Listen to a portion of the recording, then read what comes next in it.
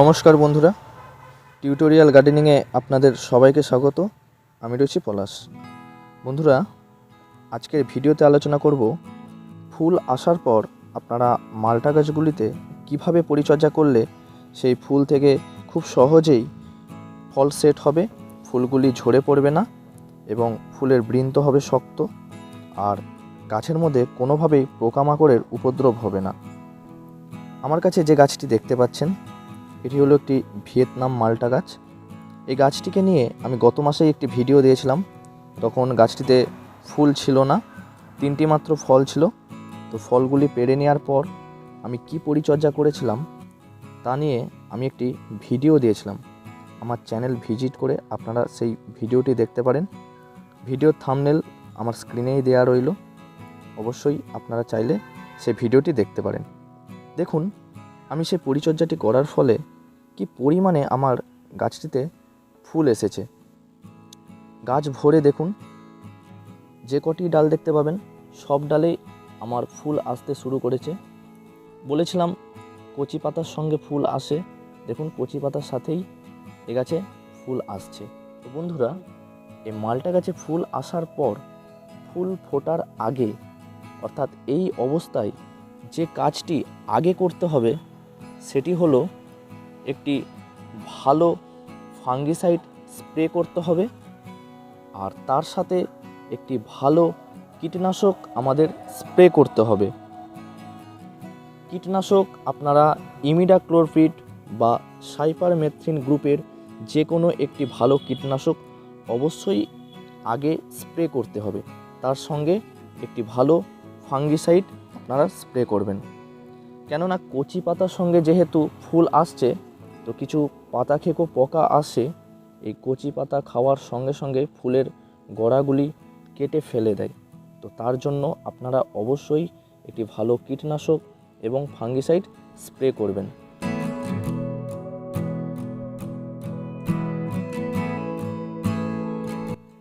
কীটনাশক এবং ফাঙ্গিসাইড আপনারা কোনোটাই একই সঙ্গে স্প্রে করবেন না, আপনারা 2 থেকে 3 দিনের ব্যবধানে স্প্রে করবেন।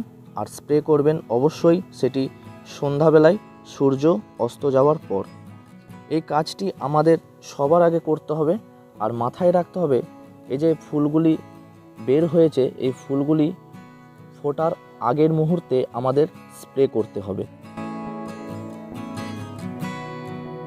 কীটনাশক এবং ফাঙ্গিসাইড স্প্রে করার 7 দিন পর যে কাজটি করতে হবে সেটি হলো একটি ভালো পিজিআর আমাদের ব্যবহার করতে হবে। আপনারা বুস্টার 2, প্ল্যানোফিক্স বা মিরাকুলান আপনারা স্প্রে করবেন। পিজিআর স্প্রে করলে কি হয়, এই যে ফুলগুলি বের হয়েছে, এই ফুলের গুণগত মান বৃদ্ধি পায়, ফুলের বৃন্ত শক্ত হয়, আর খুব সহজেই এই ফুল থেকে ফলে পরিণত হয়। আপনারা মিরাকুলান, প্ল্যানোফিক্স, বুস্টার 2 এই জাতীয় পিজিআরগুলি 15 ফোঁটা 1 লিটার জলে নিয়ে ভালো করে গুলিয়ে ঝাঁকিয়ে নিয়ে স্প্রে করবেন। আর সেটি করবেন একদম সকালবেলা।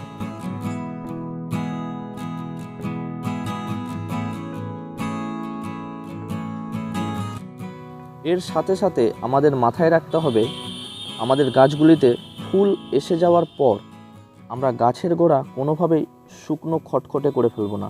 আমরা নিয়মিত জল দিতে শুরু করব। ফুল আসার আগে গাছের গোড়ায় জল দেওয়ার পরিমাণ আমরা কমিয়ে দিয়েছিলাম, কিন্তু বন্ধুরা, ফুল এসে যাওয়ার পর আমাদের জলের পরিমাণ বাড়াতে হবে এবং গাছের গোড়া যেন সবসময় একটা ভেজা ভেজা ভাব থাকে, যেন একটা ময়েশ্চার ভাব থাকে। তা না হলে কি হবে, এই যে ফুল আসতে শুরু করেছে, ঠিকমতো জলের যোগান যদি না পাই তাহলে ফুলগুলি ঝরে যাবে। এই সময় আমাদের গাছের গোড়ায় কোনো খাবার দেয়া যাবে না। খাবার দিতে হবে এই ফুলগুলি থেকে যখন গুটি সেট হয়ে যাবে, তখন আমরা গাছের গোড়ায় খাবার দেবো। কি খাবার দেবো তখন আমি একটি বিস্তারিত ভিডিও আবার আমি আমার চ্যানেলে আনব, তো অবশ্যই আমার চ্যানেলটিকে সাবস্ক্রাইব করে রাখবেন।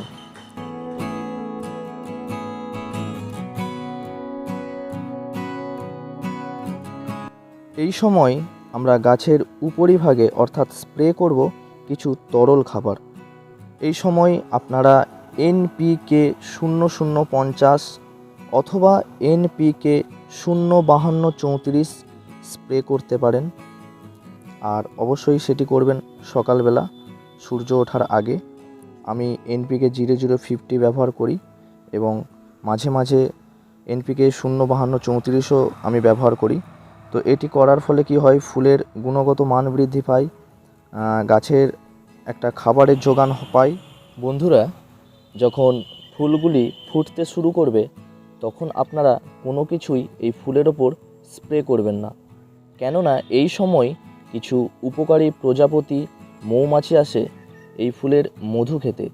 আর মধু খাওয়ার সাথে সাথেই আমাদের ফুলগুলির পলিনেশন তৈরি হয়, অর্থাৎ পরাগ মিলন হয়ে যায়, যার ফলে আমাদের এই ফুলগুলি খুব সহজেই ফলে পরিণত হয়। তাই মাথায় রাখবেন, কোনোভাবেই এই ফুল ফোটা অবস্থায় কিছুই স্প্রে করবেন না। ফুলগুলি ফুটে যাওয়ার পর যখন সম্পূর্ণ গুটি সেট হয়ে যাবে, এই যে ছবিতে দেখতে পাচ্ছেন, এই অবস্থায় তখন আপনারা আবার পুনরায় একটা কীটনাশক, ফাঙ্গিসাইড এবং PGR, তার সাথে সাথে তরল খাবার NPK 0050 এবং NPK 05234 স্প্রে করে দেবেন। আর সবগুলোই করবেন একদম 2-3 দিনের গ্যাপে, একসঙ্গে কোনোভাবেই স্প্রে করবেন না। তো বন্ধুরা, মোটামুটি এই ছিল আজকের ভিডিওটি ভালো লাগলে অবশ্যই লাইক শেয়ার করবেন এবং চ্যানেলটিকে সাবস্ক্রাইব করে চ্যানেলটিকে এগিয়ে যেতে সাহায্য করবেন। আপনারা প্রত্যেকেই ভালো থাকুন, সুস্থ থাকুন। দেখা হবে আবার একটি নতুন কোনো ভিডিওতে। এখনকার মতো বিদায় নিচ্ছি। ধন্যবাদ।